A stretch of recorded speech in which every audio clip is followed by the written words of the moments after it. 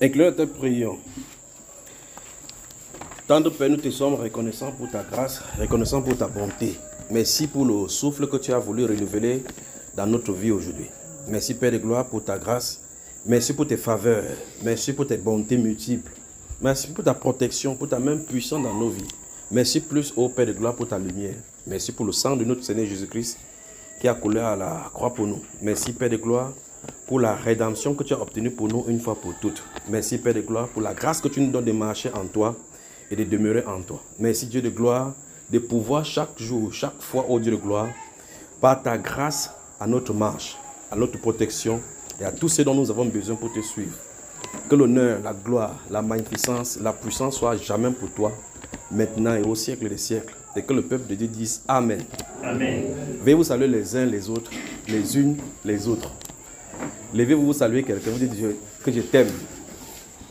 Et faites l'effort de regarder quelqu'un en disant que je t'aime, d'accord? La sœur, tu as acheté une nouvelle Bible. Pourquoi? Comment? Que Dieu vous bénisse, que Dieu vous bénisse, que Dieu vous bénisse. Saluez-vous les uns les autres. Que Dieu vous bénisse. Que Dieu vous bénisse, que Dieu vous bénisse, que Dieu vous bénisse. Que Dieu vous bénisse.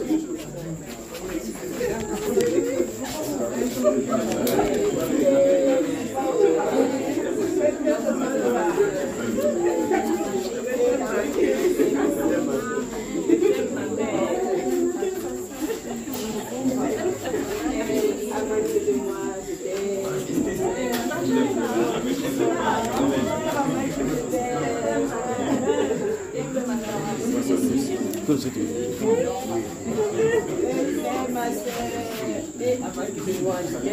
Que la grâce et la paix vous soient multipliées. Veuillez vous asseoir, veuillez vous asseoir. Je suis encore content d'être dans votre présence, bien plus de sa présence également dans ces lieux. Vous allez bien? Je crois qu'il y a des questions ici qu'il faut qu'on épuise un peu rapidement, parce que ces questions particulièrement, ça colle avec ce que nous sommes en train de voir. Si vous êtes en train d'enregistrer, pourquoi vous êtes serré là-bas comme la sardine? Regardez comment vous êtes... Ça, c'est la sœur Malise. C'est sa place ici. Chaque personne a sa place ici. Quand vous venez voir quelqu'un, sa place est là-bas. La maman, c'est depuis qu'il vient ici, elle est là, sa place est là-bas. Celle-ci, sa place est là. Celle-ci, sa place est là. Viens. Viens t'asseoir ici. Maman Tanya, sa place derrière la porte. Vous savez que Maman Tanya, sa place c'est derrière la porte là-bas. Son mari, c'est devant la porte là-bas. Donc, ce sont les gardiens des portes. Ce sont les fils de Kehat. Vous savez, les Kehat, là, vous savez, vous connaissez l'histoire de Moïse avec son frère Aaron. Moïse avec les Gauchonites, les Merari, avec les Kehadites. Les Kehat sont les porteurs. Ils sont souvent à la porte. Ah, les Kehadites.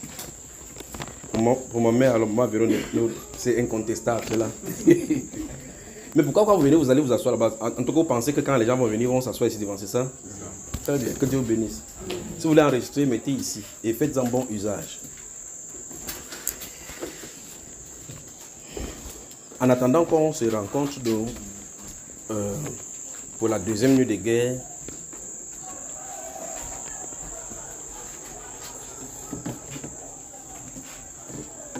donc pour ceux qui ont assisté à la première nuit de guerre, j'espère que vous avez été à l'aise et que vous n'avez pas été fatigué. C'est autre jour, le vendredi qui arrive, par la grâce du Seigneur, on va avancer un peu plus dans la profondeur.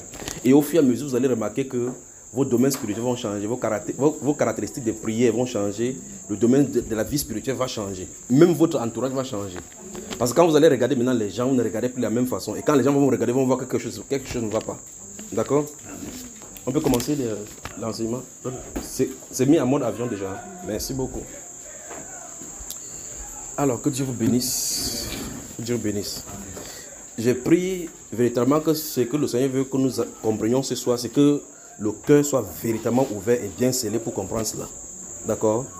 Normalement, ce sont les notions de base. Ce qui va donner la menace, c'est pour ça qu'on va lire beaucoup d'écritures pour vraiment étayer cela. Ce sont les notions de base de la vie chrétienne. D'accord? Parce que très souvent, vous savez, dans nos villages, quand les gens accouchent, on leur donne le lait aux enfants, on pile le macabo, on met dans le ventre, après le ventre de l'enfant est dur. Donc vous avez reçu les gros morceaux. Il va revenir sur cette notion de base là. Normalement, vous les connaissez dans la Bible. Tout ce qu'on va lire là, c'est dans la Bible qu'on va lire. Vous les avez soulignés forcément, mais on va amplifier là-dessus, d'accord? Que Dieu vous bénisse. Donc vous prenez vos cahiers, vous donnez, permettez que je lise les deux questions qui sont ici. On répond parce que cette question c'est particulièrement, je vais d'abord le répondre à celle-ci. Cette question-ci rapidement. Et celle-ci, on va y entrer parce que cette question-ci, on travaille avec ce qu'on va voir maintenant. D'accord? Il dépose donc ça ici. On prend là-bas. On prend cette question-ci déjà. Quand la dernière fois, j'avais laissé ça ici exprès, lisons ce que cette personne s'est écrit. Et les références que la personne a mises ici, vous pouvez voir ça dans votre livre au fur et à mesure. Donc, c'est dans Nombre chapitre 22. Bon, en tout cas, les questions sont dans le livre de Nombre chapitre 22, 23 et 24.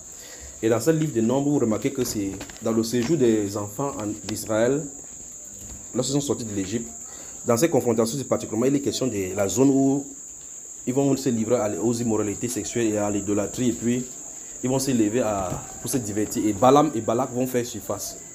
Dans ces chapitres 22, 23, 24 et 25 de Nombres, donc la question de la personne tourne autour de cela. Alors la personne demande, il lit tel que c'est écrit, « Shalom, mes bien-aimés dans le Seigneur ».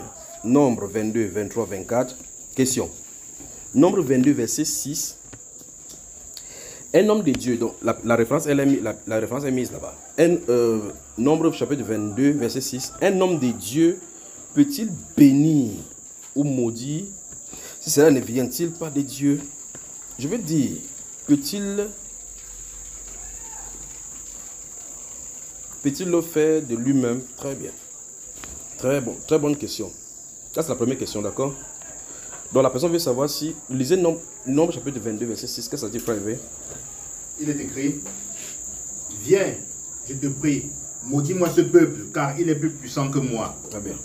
Peut-être ainsi pourrais-je le battre et le chasserai-je du pays. Ceci, ça travaille. Nous sommes dans le contexte des guerres. Et ceci est même bien propositionné pour qu'on puisse bien comprendre. Ça, c'est Balak qui vient et a entendu parler comment Israël marche et vainc tous ses ennemis. Il comprend qu'en réalité, pour que quelqu'un gagne une guerre sur la terre, il faut qu'il gagne d'abord spirituellement. Il dit, la question est posée dans le contexte de tout ce qu'on est en train de faire. Il dit, c'est le roi du pays. Il a l'armée avec lui. Israël, ils sont physiques, donc ils sont physiquement quantifiables. Israël également est quantifiable et aussi physique. Ils sont dans leur camp. Maintenant, le roi plutôt prend sur lui d'appeler plutôt un prophète, quelqu'un qui voit dans les deux dimensions. Il est en même temps physique et en même temps spirituel. Il dit, il faut placer d'abord la malédiction sur ces peuples-ci. Peut-être dans ces cas, en allant combattre maintenant, je vais le vaincre. Vous voyez donc qu'il est conscient, et par ce passage-ci, il est conscient que toute victoire qui s'obtient sur la terre s'obtient d'abord spirituellement. Et il a compris que la guerre avec Israël ne se passe d'abord que dans l'esprit. Et c'est la loi de la guerre. Enfin, c'est la loi de tout ce qui se passe sur la terre. Il n'y a rien qui s'exerce sur la terre sans qu'au préalable, ça soit établi dans les cieux. Vous comprenez? Dans la prière que le Seigneur Jésus a appris à ses disciples dans le livre de Matthieu chapitre 6, vous lisez, il dit lorsque vous priez, il dit que priez que ta volonté soit faite. Donc ça s'établit d'abord où? Maintenant il faut rester à savoir maintenant que ça s'établisse sur la terre. Il dit qu'on prie. Ça veut dire que la bagarre se place maintenant. Quand Dieu a établi quelque chose en haut, il faut que ça descende maintenant en bas pour s'établir. Normalement toutes ces choses sont enterrées. Je vous dis que chaque fois qu'on va toucher ces choses, vous allez voir qu'en réalité la notion de guerre est introduite partout dans les Saintes Écritures. Et c'est comme ça pour chaque chose de l'Écriture. Si vous voulez déjà commencer à voir que Jésus est Dieu, vous voyez un verset. Quand vous avez cette révélation-là, ça ouvert, ça va être développé partout dans les Saintes Écritures. Vous avez remarqué que depuis l'Ancien Testament jusqu'à le Nouveau, c'est la guerre. En tout cas, la Bible finit avec la guerre. Pas vrai? Où l'ennemi est tué définitivement et mis hors d'état de nuit pour qu'il ne dérange plus la terre. Donc c'est une guerre qui se passe en haut. Et la Bible nous enseigne donc que pour qu'une chose soit faite sur la terre, soit établie sur la terre, ça l'est d'abord en haut. Si vous lisez l'histoire du Seigneur Jésus-Christ, si vous lisez le livre d'Hébreux, prenez seulement le stylo pour commencer à noter, d'accord? Si vous lisez Hébreux chapitre 10, vous lisez Hébreux chapitre 10, les versets 1 jusqu'au verset 16, vous allez remarquer comment Dieu dit à... c'est le Seigneur parlant, donc, en nous donnant la révélation, nous dit, tu n'as voulu ni sacrifice ni holocauste. D'accord? J'ai dit, je viens pour faire, ô Dieu, ta volonté. Et la Bible déclare que c'est en vertu de cette volonté que nous sommes sanctifiés une fois pour toutes. Vous y êtes? Maintenant, il dit, voici, je viens pour faire, ô Dieu, ta volonté. Dans ces Hébreux chapitre 10, il est dit, dans le rouleau du livre, il est question de moi.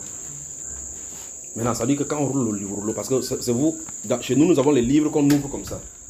Dans l'ancien monde chez les Juifs, les livres, on les roule comme ça là. Donc c'est enroulé comme ça là. Vous savez, comme les parchemins, n'est-ce pas? C'est comme ça c'est roulé.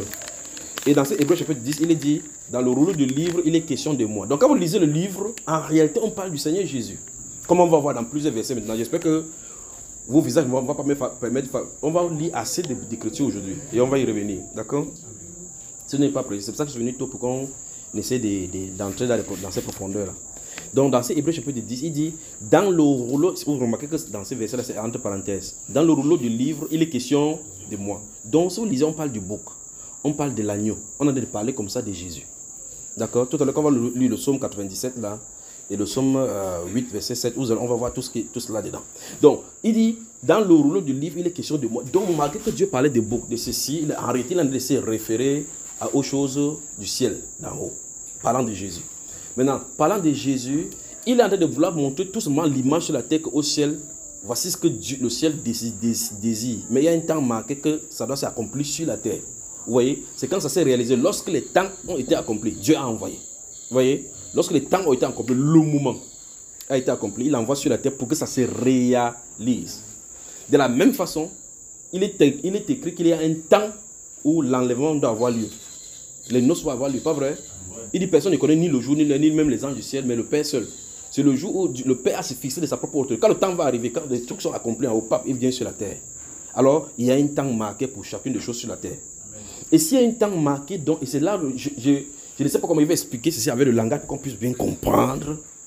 S'il y a un temps marqué, déjà quand on prend la Bible, si vous prenez dans Genèse chapitre 15, quand Abraham est appelé dehors de regarder l'étoile, il dit telle sera ta postérité. Et on va toucher ça tout à l'heure.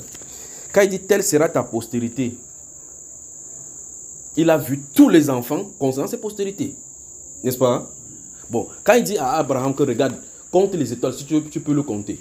Si tu peux les compter. Quand Abraham regarde, il parcourt les firmaments alors que son esprit est se promener en regardant tous les êtres et tous les compartiments avec toutes les époques qui vont venir. Souvenez-vous que ce n'est pas l'étoile dont il est question là. C'est-à-dire que quand il est sorti de dehors là, il n'a pas levé les yeux pour calculer que voici l'étoile, c'est 1, 2, l'étoile c'est brille. Dans votre langage, c'est pour que vous saisissez. Ce n'est pas seulement les questions. Par exemple, il a pris Moïse, il a allé sur la montagne, il lui a montré toutes les limites des Canaan. Vous ne pouvez pas rester à distance, vous regardez comme ça, vous regardez toutes les limites du Canaan. Parce que depuis le Pisgah, vous ne pouvez pas voir ça. Donc il a fait promener son esprit des prophètes. Donc quand vous lisez la Bible, faites attention quand il s'agit des prophètes. D'accord? Donc on dit que quand il a pris Abraham, il a mis au dehors, il a dit, regarde l'étoile, si tu peux le compter. Ce firmament, il a fait promener Abraham dans le firmament. Il a vu donc ceux qui résident donc dans cette dimension-là. S'il ne t'a pas vu là-bas, si le jour Abraham est identifié en tant que son fils étoile postérité, s'il ne t'a pas vu là-bas, tu ne viendras pas à coup sûr. C'est ça qui est bon dans l'affaire là. C'est qu'on ne force pas, on ne fait pas que wow, il force. Abraham doit t'avoir identifié comme étant de ses descendants. D'accord? On va voir tout ça là maintenant. Alors ce qu'il t'a dit, c'est que comme Abraham a vu, et quand il est fini maintenant, il est descendu, Dieu lui a dit, ok, sache que ta postérité sera sur le plan manifeste. Ils seront en esclavage dans un pays. Quand Dieu a dit toutes ces choses-là, les événements sont dans les cieux. Mais il faut qu'il y ait un temps que ça se réalise sur la terre. On ne peut pas empêcher. Est-ce que vous comprenez? Vous me suivez, n'est-ce pas? Ok. Ça veut dire que quand quelque chose est dans les cieux, c'est écrit, et c'est comme le cas de Judas Iscariote, il a dit que afin que l'écriture se réalise, dans les cieux, c'est décidé comme ça. On a décidé comme ça, et sur la terre, donc, on a implémenté. Maintenant, voici là où la chose coince, et c'est là où je veux que vous compreniez bien. Lorsque Dieu dit à Abraham que telle sera ta postérité, bon, cette postérité-ci, quand ils vont manifester sur la terre, ils vont aller en Égypte, dans un pays. Il n'a pas donné le nom. Mais quand Dieu ne donne pas le nom, ça ne veut pas dire qu'il ne connaît pas. Ou bien il a chercher le pays. Le plan est consumé. C'est déjà conçu. Le moment de la réalisation, il manifeste tout simplement. La Bible déclare que c'est pour les choses cachées, c'est pour lui. Les choses révélées, c'est pour ses enfants. D'accord? Donc il décide de révéler quand il veut. Alors, quand il a déjà dit, c'est moi qui le ferai sortir par ma main puissante, il a fait son choix. Il connaît la personne qui va venir. Vous y êtes? Il s'agit de qui?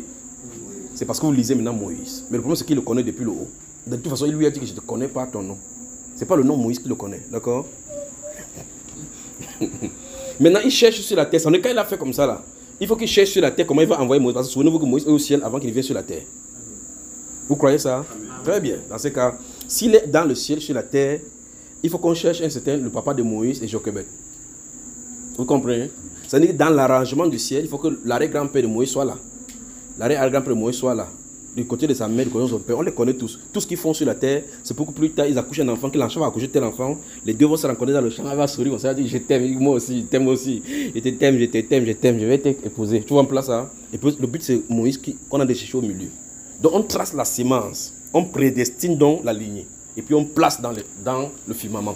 Quand on place dans le firmament, les chronologies sont données. Quand ça vient, à chaque chose maintenant, ça arrive seulement sur le temps, sur le pied. Mais le problème, c'est que nous, ici sur la terre, on ne connaît pas la chronologie de Dieu, ni non seulement la chronologie de Dieu, on ne connaît pas non plus qui est en train de faire quoi, on se rend tout simplement compte. Quand vous considérez quelqu'un qui est un envoyé de Dieu et que Dieu est en train de l'utiliser, considérez que sa maman, son papa, son arrière-grand-parent sont prédestinés, qu'ils soient satanisés ou pas. Considérez tout simplement comme ça. D'accord? Chacun en son rang. Vous y êtes?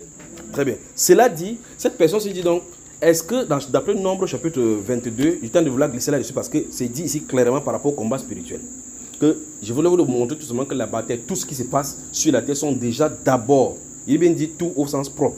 Tout ce qui se fait sur la terre, c'est d'abord fait sur d'abord. D'accord? Quand Jésus a dit quand il était devant Pilate, Pilate a dit que ne crois-tu pas que je peux te le relâcher? Il croyait que c'était n'importe qui, comme il pouvait aller signer un décret, il fait le relâcher quelqu'un, il fait le relâcher. Il est devant lui, il se tient là devant lui, avec le sang qui coule devant son visage. Il regarde comme un vulgaire bandit. Il le regarde comme ça. Il dit que ne crois-tu pas que j'ai le pouvoir de te laisser? Il a le pouvoir, mais il n'a pas la volonté. Le pouvoir, c'est le poste. La volonté, c'est la réalisation, l'esprit qui réalise là. Il ne crois-tu pas que j'ai le pouvoir de te relâcher? Je pourrais te dire que tu n'auras aucun pouvoir. Mais qu'est-ce qu'on lit dans la Bible? Actes chapitre 4 nous dit, quand on a chicoté les apôtres, ils sont rentrés vers les leurs. Il dit, c'est toi qui as dit par la bouche de ton serviteur David, en se référant au psaume 2, qui est écrit longtemps, plus de 700 ans avant que Jésus lui-même ne vienne. C'est toi qui as dit pourquoi ce tumulte parmi le peuple, ces 20 discours, ouais, ces 20 pensées. En effet, dans cette ville, Hérode et Ponce Pilate se sont ligués contre son serviteur Jésus que tu as oint pour faire ce que ta main et ton conseil avaient décidé d'avance. Les voilà en plein là-dedans. Les voilà en plein là-dedans. En se vantant que ne crois-tu pas que, je me sens déjà bien là-dedans, ne crois-tu pas que je sois capable de te les relâcher, de te faire, il ne sait pas que son parlait de lui. Donc on lisait comme ça, s'il partait à l'église, il s'assoit aussi là-bas, on dit, son Dieu, pourquoi c'est tumulte, il ne sait pas qu'on parle comme ça de lui, mais son nom n'est pas écrit Hérode, ni Ponce Pilate. De la même façon, quand vous lisez Psaume 69 et Psaume 109, 40 de Judas, qu'on devait maudire sa famille, ses enfants, ses générations, de génération en génération, on devait les effacer. Qu'un autre prenne sa charge. C'était écrit, mais ce n'était pas écrit Judas Iscar, mais le ciel sait de qui il est question. Vous avez moi. Donc tout ce qui se passe ici en bas est d'abord en haut établi. D'accord? Donc, ici, c'est établi en haut. Vous avez là lu dans le verset 6 du chapitre 2 d'Éphésiens. Vous avez là lu quelque chose là-dessus? Chapitre 2 d'Éphésiens, verset 6. Vous avez là lu ce qui est contenu? Hein, les frères? Un bref rappel, un bref regard là-bas ne vous fera pas du mal. En y jetant un coup d'œil, d'accord? N'ayez pas en sous avoir oublié. C'est en vous. Vous y êtes? Amen. Il dit quoi? Il nous a ressuscités ensemble. Stop. Vous avez vu ça, frère? Là où tu es là, tu es où? Je suis avec lui. Non, maintenant, physiquement, tu es où? Je suis sur la terre. Mais on nous informe, on n'a pas dit qu'il va nous ressusciter ensemble. Non. Il dit qu'il nous a ressuscités ensemble. Plus grave, le deuxième volet dit et nous a fait asseoir ensemble avec lui dans les lieux célestes. Où ça? En Jésus-Christ. Nous allons dans quelque part, je vous dis. Donc pour Dieu, c'est réalisé. C'est que physiquement, on est encore ici. On souffre que wow. De toute façon, si vous ne croyez pas, vous prenez la lame de rasoir, coupez la partie, si vous jetez. Vous allez retrouver ça, que ce principe, c'est dans la Bible partout. C'est pas qu'il y a un moment donné où on va dire qui est-ce qu'on va ressusciter? Il dit, l'heure vient, dans ce Jean chapitre 4 et chapitre 5, où les fils entendront. Et dans le sépulcre, ils entendront la voix du Fils de l'homme et ils sortiront. D'accord?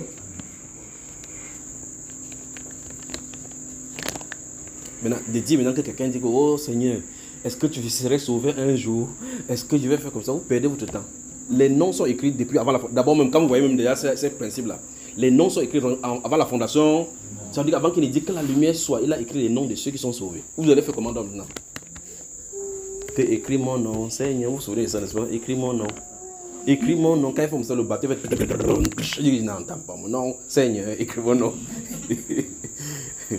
L'autre sort aussi, ça n'a pas d'inspiration, vous ne savez pas d'où il sort. Il dit que le créant de Dieu n'a pas de gomme.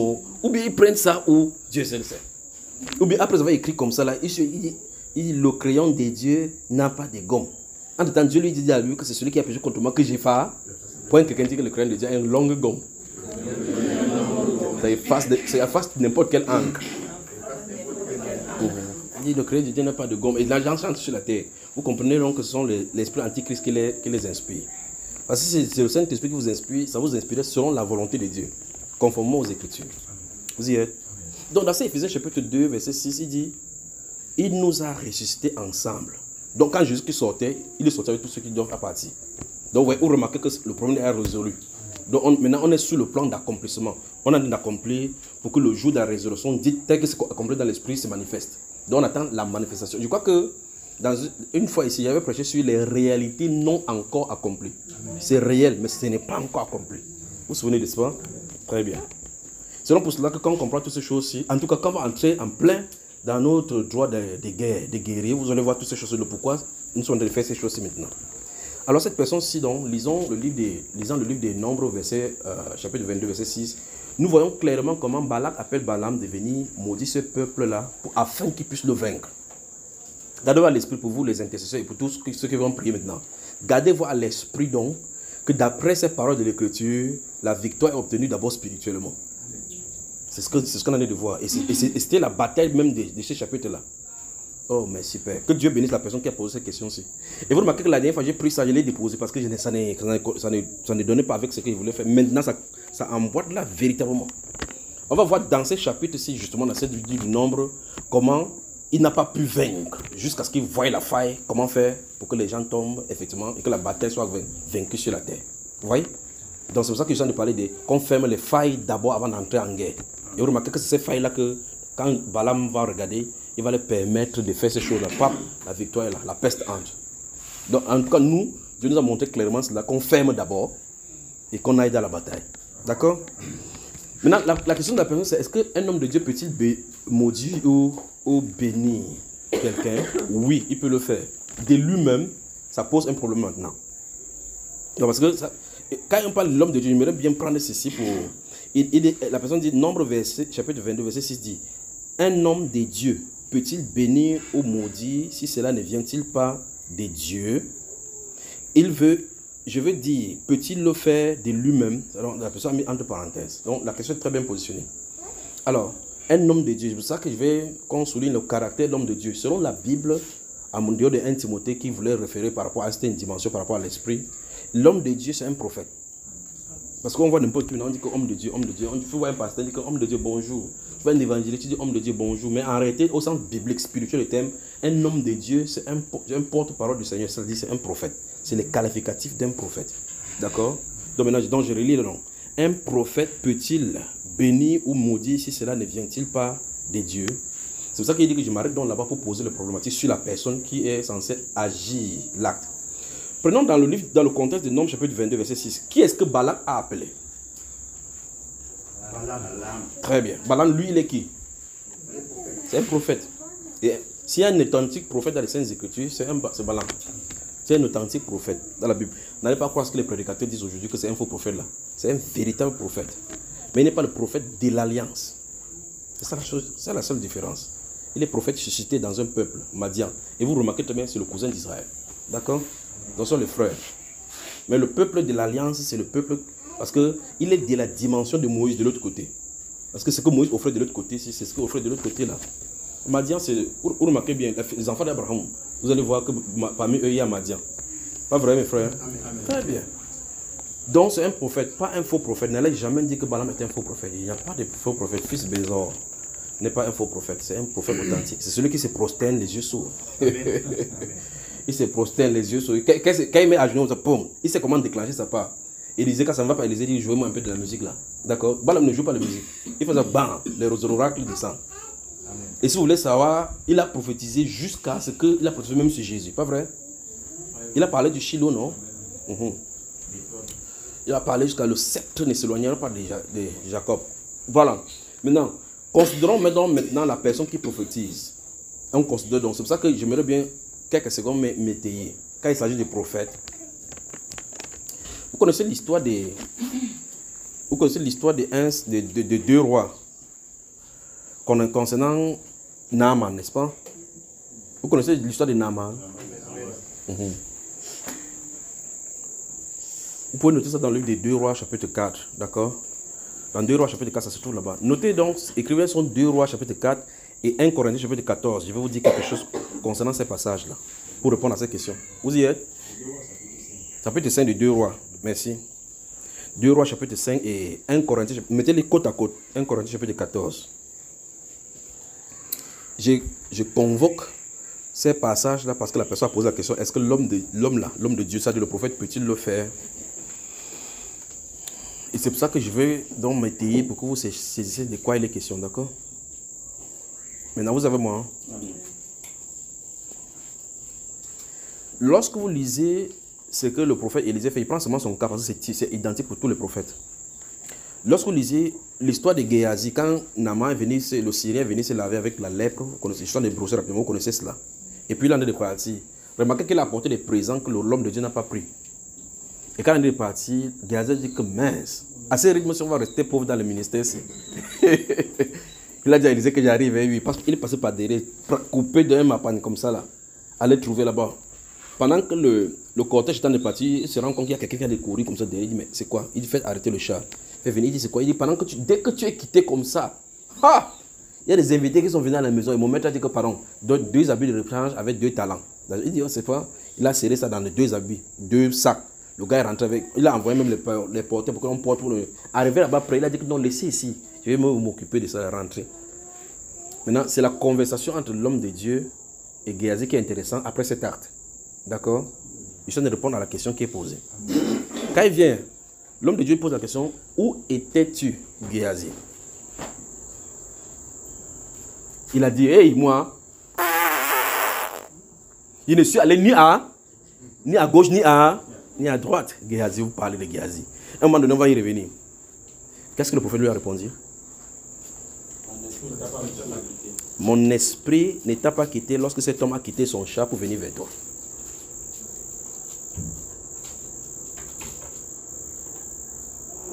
Il parle là, lui, il était où? N'est-ce pas? Si tu dis ça à un chrétien aujourd'hui, il va dire que tu es en train de pratiquer la sorcellerie, que tu sors de ton corps, comme tu veux. Dieu merci pour les prophètes. Il dit, mon esprit n'était pas quitté lorsque cet homme a quitté son chat pour venir. Mais lui, il a couru, venu le trouver à la maison. Il était là en train de manger sa patate avec le prune. Vous savez, quand tu manges ça, tu tapes le maïs comme ça, il mange. Il dit, tu étais au Géasi, il dit que, hey, moi, j'étais mort quelque part. Il ne même pas bougé. Hein. Il avait caché l'argent quelque part, caché. Il dit que si dans ton ministère, là, tu ne prends pas les 10 000 offrandes, c'est ton problème. Moi, il y a la famille, je ne vais pas prendre mon argent là-bas derrière. Mais il a dit, mon esprit ne t'a pas quitté. Quand cet homme a quitté son chat pour s'approcher de toi. Dans 1 Corinthiens chapitre 14, nous dit, les esprits des prophètes sont soumis aux prophètes. C'est pour ça que j'ai pris ces deux passages pour les coller, pour que vous compreniez quelque chose. D'accord? Maintenant, si vous lisez le livre de Genèse chapitre 28, chapitre 27 et 28, parlant de la bénédiction d'Isaac sur ses fils. Vous avez moi toujours? Vous lisez la bénédiction quand Isaac veut bénir Ésaü et que la maman d'Ésaü, les mamans des jumeaux a précipité rapidement et fait qu'on bénisse plutôt l'enfant là, le pleurnicheur, ceux qui volent les bénédictions des gens là. Lorsque ça se passe, remarquez qu'après avoir béni son fils, il entend très bien, écoutez-moi très attentivement, il entend très bien que la voix est la voix de Jacob. Jacob n'a pas essayé d'imiter la voix de son frère. Non. Vous comprenez cela? Hein? Il n'a pas essayé de faire le mimétisme en disant que « Oh papa, c'est moi !» Non. Il savait très bien que Dieu a fait une différence. Il était poilu. Son frère était poilu, lui n'était pas poilu. Donc on a fabriqué les peaux de bête. Je ne sais pas comment les peaux de bête peuvent être au point où si on touche, ça permet à être... C'est pour ça qu'on appelle l'autre là, Edom, le roux. C'est-à-dire qu'il était poilu, il était dans le sens que si tu touches sa peau, ça devait ressembler à celui du bête. Au point où on a mis la peau. Qu'est-ce qui fait le bruit là? Donc, au point où, s'il arrive qu'on touche, il a touché ses mains, que viens. Il a pris son habit, mettre sur lui pour que ça sente son odeur, mais souvenez-vous, ses yeux étaient fermés. Vous avez moi? Je parle d'Isaac. D'accord? Maintenant, quand il arrête, alors que le gars, il a fini de manger, il fait comme ça là. Il touche. Il dit, la voix est la voix de Jacob. Ça sent Ésaü. Et il prophétise avec l'odeur. Vous y êtes? Il prophétise avec l'odeur. Le prophète. Mais il dit, la voix est la voix de Jacob. Mais il ne voit pas, n'est pas vrai? Prenons ça. Quand son frère lui-même vient par la suite, souvenez-vous, il a mangé les 2 repas. Il a mangé ce que son frère, sa maman a fait de leur repas. Il a mangé les bêtises. Balancer la bénédiction, pas vrai? L'autre est venu. Est-ce qu'il a dit que je ne mange pas ça? Il a mangé. Quand il a fait, il dit, mais qui m'a d'abord donné le repas ici? Il dit que, c'est qui ça? C'est mon frère. Il dit, Père, il n'y a-t-il plus une autre bénédiction pour moi? Il dit, non. La seule bénédiction qui sortait, c'était la malédiction, pas vrai? Maintenant, écoutons bien un principe maintenant. Le prophète est aveuglé par Dieu quand Dieu veut. En dehors de ça, il est consciemment ouvert dans l'esprit. En dehors de ça, il est consciemment ouvert dans l'esprit. Pourquoi? Parce que ce sont des veilleurs potentiels entre le spirituel et le physique. On les appelle normalement les oracles. Qu'est-ce que je suis en train de dire? Et cela, si vous voulez, un de ces, je vais enseigner donc selon les catégories des prophètes. Vous lisez le livre des Nombres, chapitre 12, là. Vous avez remarqué quand Myriam et son frère ont murmuré contre Moïse, où Dieu les a convoqués à la tente d'assignation. Il dit que quand il y aura un prophète au milieu de vous, c'est par des songes et des visions que je leur parlerai. Mais vous regardez que dans les Saintes Écritures, vous allez voir deux personnes qui interprètent les énigmes bizarres. Joseph et le cas de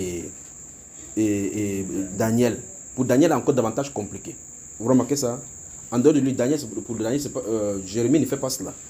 Il n'interprète pas les songes. On l'entraîne dans les songes à déclarer les choses spirituelles pour que ça soit l'entraînement pour les prochains prophètes. Vous comprenez, frère? Voilà. Donc, il y a les catégories de ces prophètes-là. Parmi les catégories, donc, il dit à Moïse, parlant à d'autres prophètes, il dit que quand il y aura des prophètes parmi vous, c'est par des songes qu'il veut leur parler. Mais il n'en est pas de même pour Moïse. Donc, il veut mettre Moïse hors de ces groupes de prophètes. Vous y êtes? Vous prenez également, on a lu ça ici la dernière fois, le livre de Jérémie, chapitre 3, verset 1. On a vu la dernière fois comment, quand il a parlé, au chapitre 15 de Jérémie, parlant de l'intercession où Jérémie faisait pour le peuple, il a dit que chaque peuple devant moi, je vais les diriger, que quand même Moïse et Samuel viendraient ici, je ne peux pas, je ne fléchirai pas. Pas vrai? Maintenant, quand vous lisez le livre d'Ézéchiel, vous aurez remarqué qu'il va encore citer quelque chose là-bas. Il dit que s'il arrive qu'un de ces jours, il décrète de mauvaises choses sur la terre, et que parmi sur la terre, il y a deux personnages, Job et Daniel, ils pourront se sauver par leur justice. Vous remarquez le prophète justicier? Donc il y en a des catégories comme ça dans les Saintes Écritures. Ici, il n'a pas cité prophète Élie, il n'a pas cité Jean-Baptiste, il n'a pas cité autre, il dit Job. Il cite qui encore? Il dit Daniel et qui? Et Job. C'est ça qu'il a cité? Tu bouges la tête que quoi? Comment tu ne connais pas? Tu cites juste que tu bouges la tête que quoi? Il a dit qui? Tu as dit Daniel. Tu as dit c'est Daniel. Et tu as dit quoi? J'ai dit Daniel. Je veux que vous me suivez véritablement.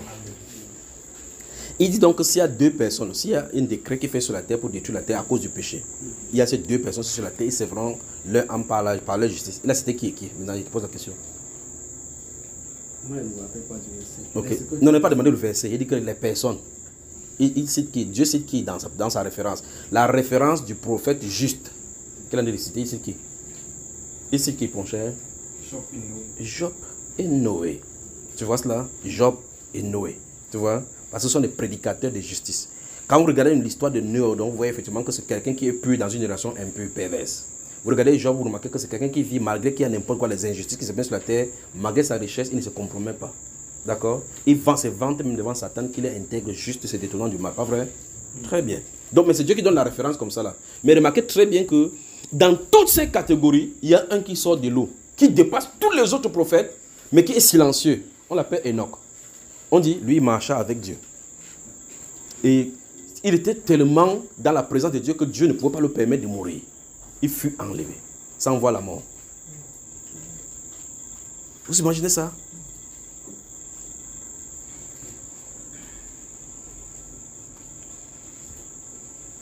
Lorsque je vais parler des oracles, là où les écritures sont écrites dans le ciel, je vais vous parler de lui, de Noé, de Enoch, là. Beaucoup commencent à dire que c'est la sorcellerie sur la terre. En tout cas, regarde, écoutez même bien, mais d'abord commencer. Il y a même des choses qu'on ne doit pas expliquer, parce qu'on a comme l'impression que sur la terre, que quand on dit n'importe quoi, il faut se justifier. Et c'est pourrait que je vous dise des choses ici, comme ça, en sortant, vous avez les cheveux blancs.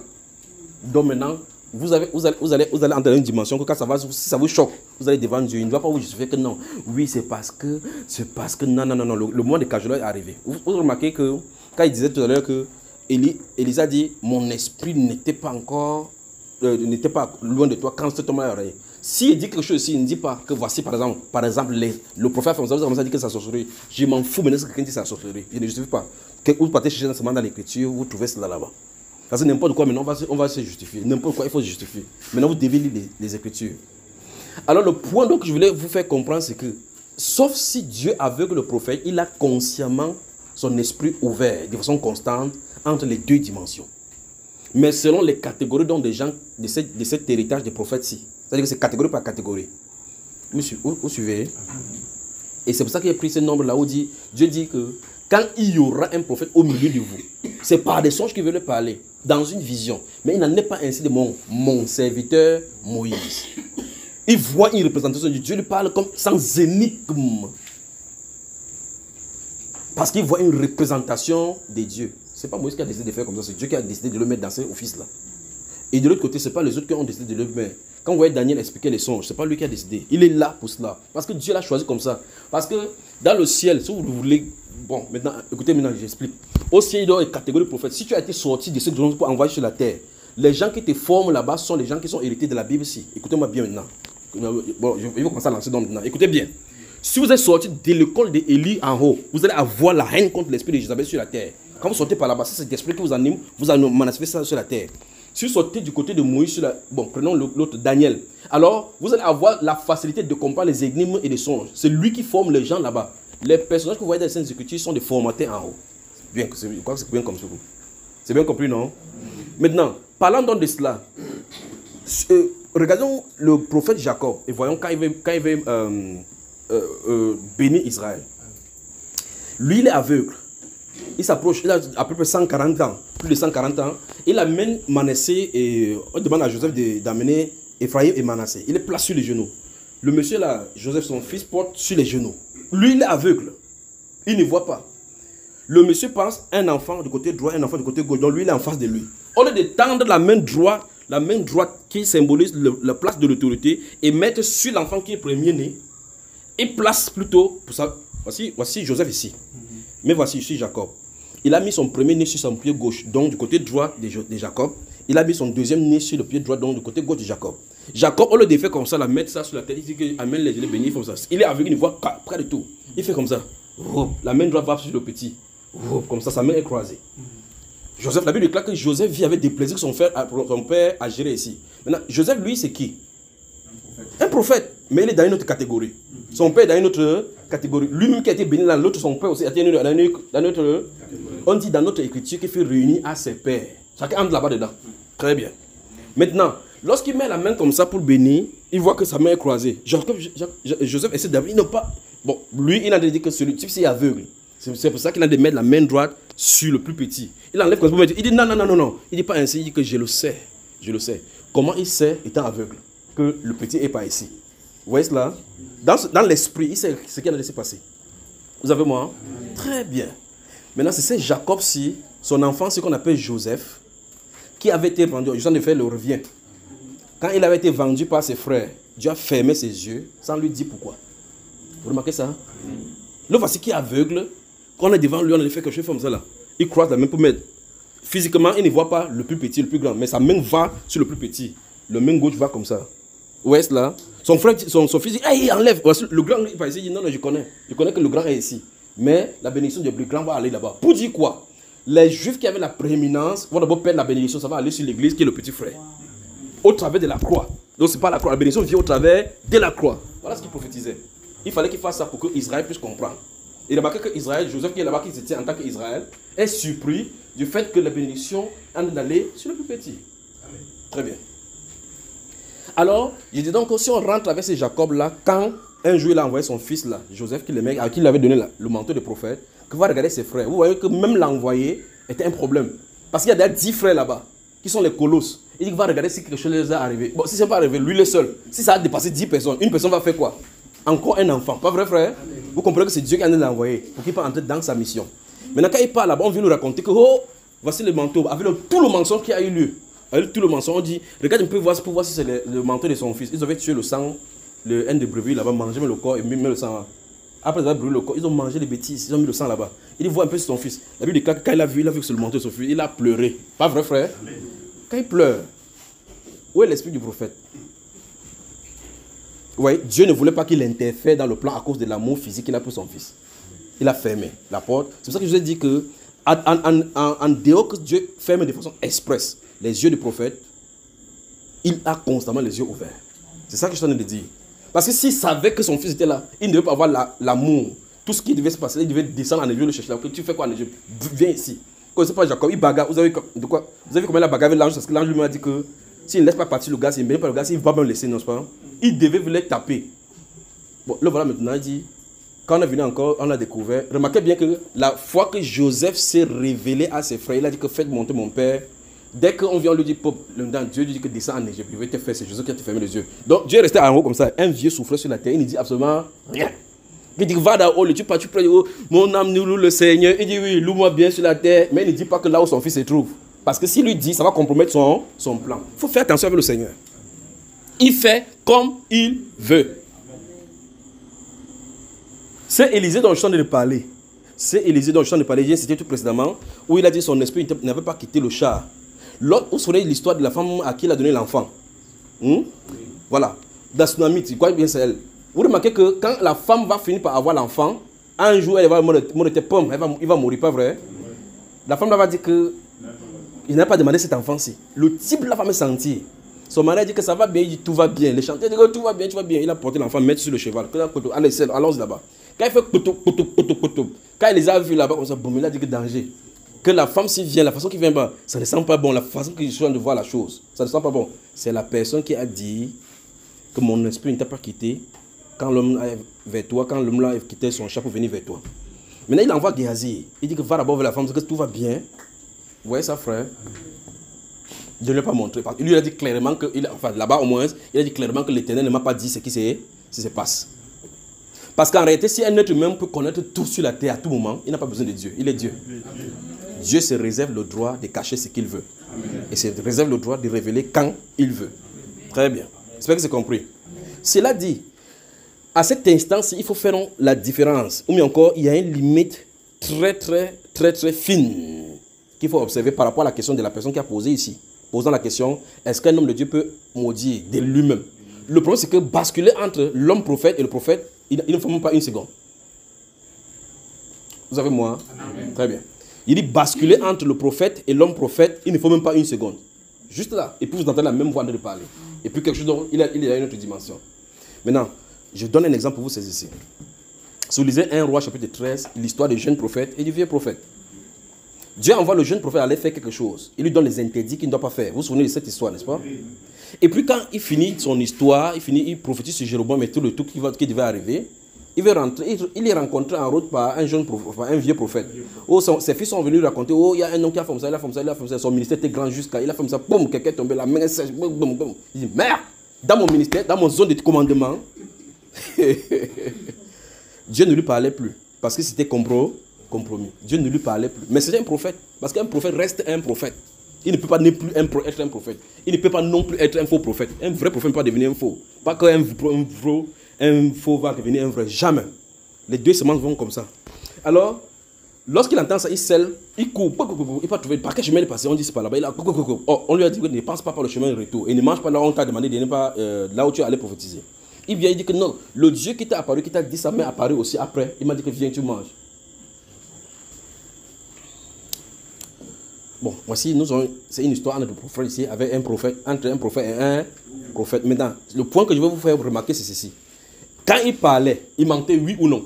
Amen. Très bien. Donc c'est un homme qui parlait, pas l'esprit. Très bien. Maintenant, quand il amène à la maison, c'est de manger.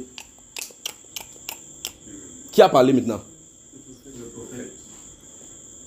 Il t'avait dit de ne pas passer. La personne qui l'a amené à la maison, manger avec celui qui a préparé la nourriture, il mange. Ils sont deux sur la table. L'esprit qui est ici commence à parler que je t'avais demandé de ne pas venir manger. Tu as de manger quoi? Où est-ce là? Oh, ils sont sur la table. Quand ils finissent, après ils finiront de voter.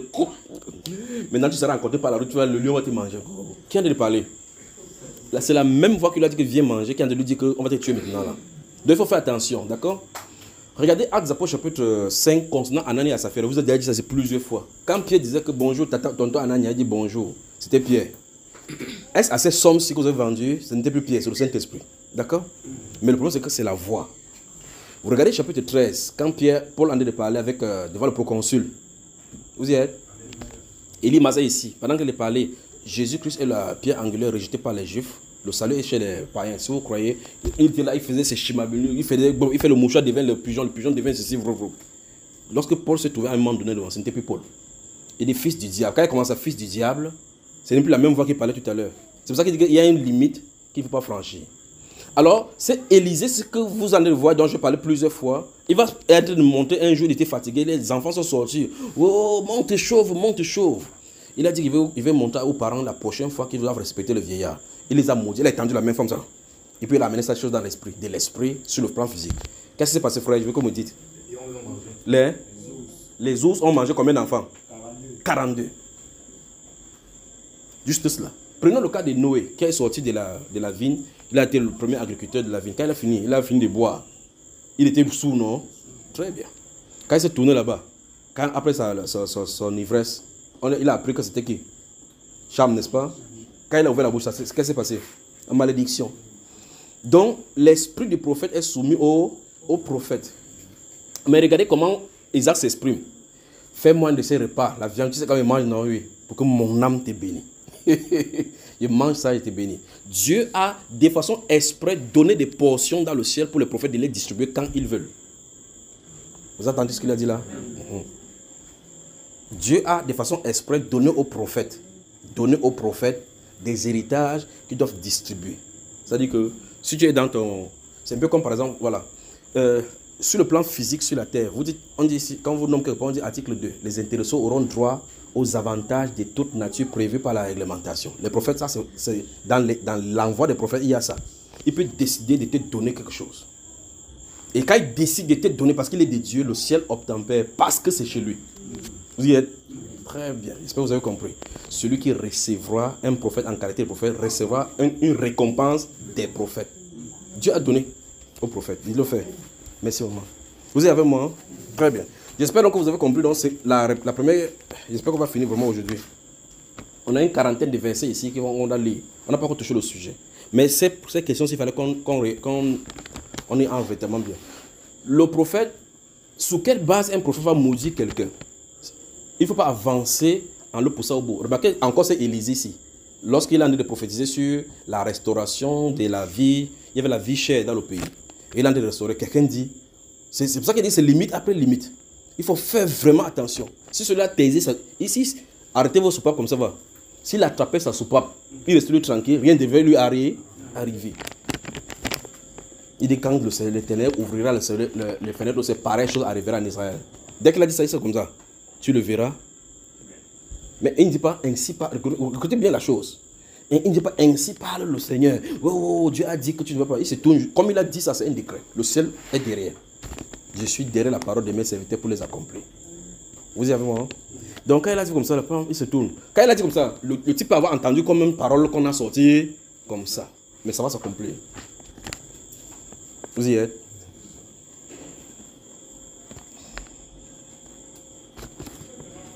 Vous remarquez très bien que il faut être sous la grâce de Dieu pour qu'un prophète te dise, mon cher, je te bénis au nom du Seigneur Jésus. Ça ne sera plus comme les gens de bénédiction qu'on bénisse plus tard. Vous y êtes? Quand il proclame, il dit, tu es béni dans cette direction. À cet instant-là, c'est déclenché seulement sur toi. Il pose juste la marque sur toi et la bénédiction du Seigneur commence à te suivre. Donc faites attention à eux. Jésus lui-même a eu ça sur la terre quand vous savez qu'il était le Fils de l'homme. Prenez le temps de lire Matthieu chapitre 23. Malheur à vous, pharisiens. Malheur à vous, pharisiens. Malheur à vous, pharisiens. Il s'adresse à qui? Il s'adresse à qui? Aux pharisiens. Ça concernait les docteurs de la loi. Hein? Non. Quand il fait comme ça, un représentant du docteur de la loi dit que, mais Seigneur, en disant comme ça, c'est aussi à nous que Dieu dit. Il dit, et vous, docteurs de la loi. Vous remarquez? C'est lui-même qui a créé le problème sur eux. Jésus s'adressait à qui? Pharisiens. Il a déminant créé le problème sur les docteurs. Pas qu'il n'y avait pas ça, c'est là. Mais tant que ce n'est pas déclaré, ça n'arrive pas. Le docteur de la loi est venu déclencher. Tous les riches sur la terre, il n'y en avait pas de problème, jusqu'à ce qu'un riche, un de leurs représentants là-bas, vienne poser le problème à Jésus. Mais que faut-il faire pour avoir la vie éternelle? Tu connais bien la loi. Lesquelles? Oh, fais ceci, ne fais pas ceci, ne fais pas ceci. Ah, j'ai fait ça depuis ma jeunesse. Après, au lieu de rester tranquille, il pose encore la question. Qu'est-ce qui manque encore? Il dit, ah bon, ok, très bien. Si tu veux être part, va vendre tout ce que tu as. Distribue-le en amour aux pauvres. Quand tu as fini, jusqu'à ce qu'il n'y a plus rien dans ta poche, viens donc et suis-moi. Avant que Jésus finisse même sa prédication, les gars partaient comme ça. Il dit, ah bon, tu comprends très bien. La dernière fois, tu as dit à quelqu'un que tu n'aimes pas où habiter. Tu ne sais pas où. Non, donc je viens comment marcher avec toi partout.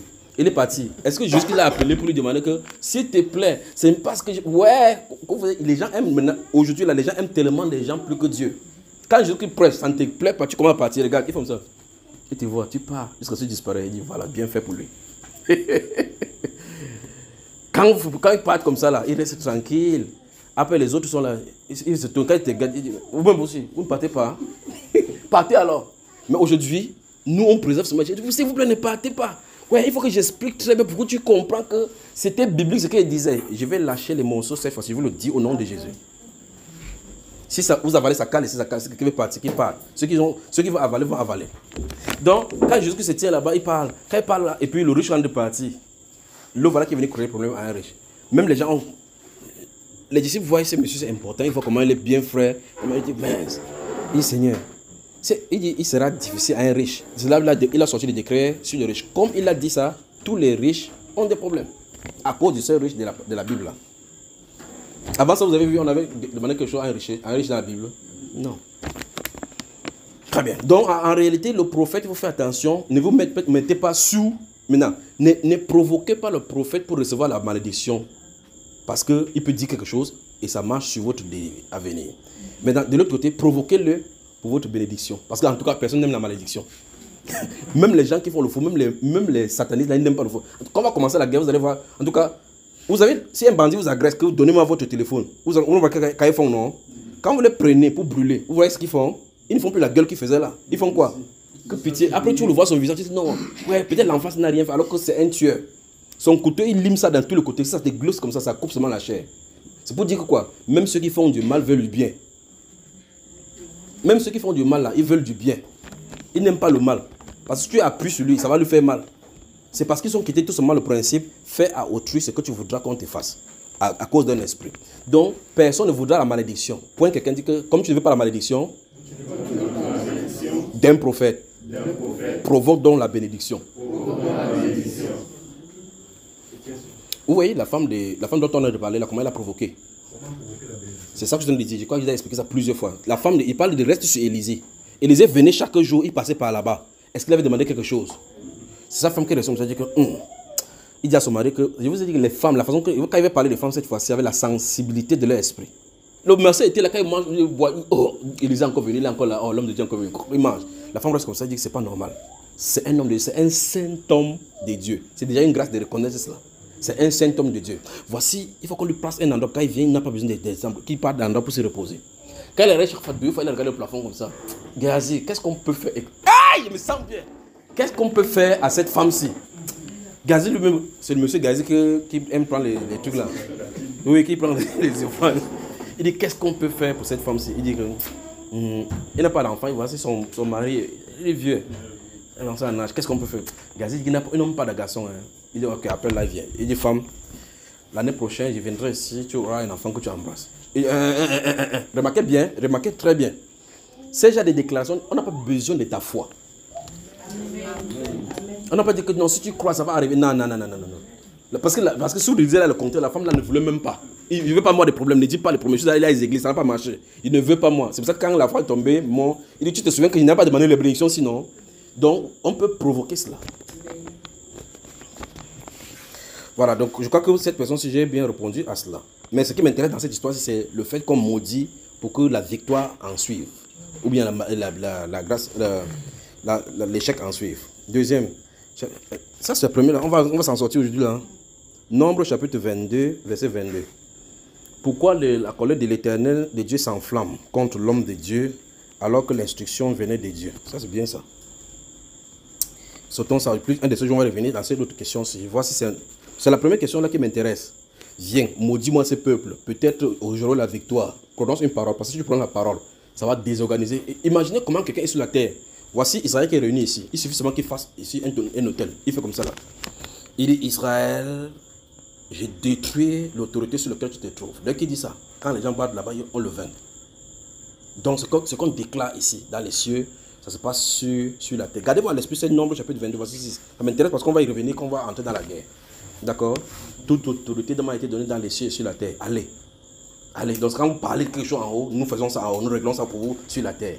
Si deux d'entre vous sur la terre s'accordent pour réclamer quelque chose dans le ciel, ça sera fait, comme ils ont demandé sur la terre. Ouf, mon frère, nous avons la puissance. Amen. On va changer, vous allez décider. Quand on va commencer à s'entraîner pour le pays, tu vas maintenant dire que, hey, donc si on monte sur le pays, autour de moi, ça va changer. Vous pouvez commander, pas prier.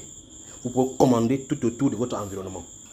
On est en train de quitter la religion pour aller dans un autre niveau. Amen. La manifestation des fils. Amen. Donc, le chapitre 22, verset 22, on va y revenir avec ces questions-ci. 23 à 35. Qu'est-ce que Dieu voulait faire comprendre à l'homme de Dieu en empêchant l'ânesse de passer? On va y revenir là. Nombre chapitre 24.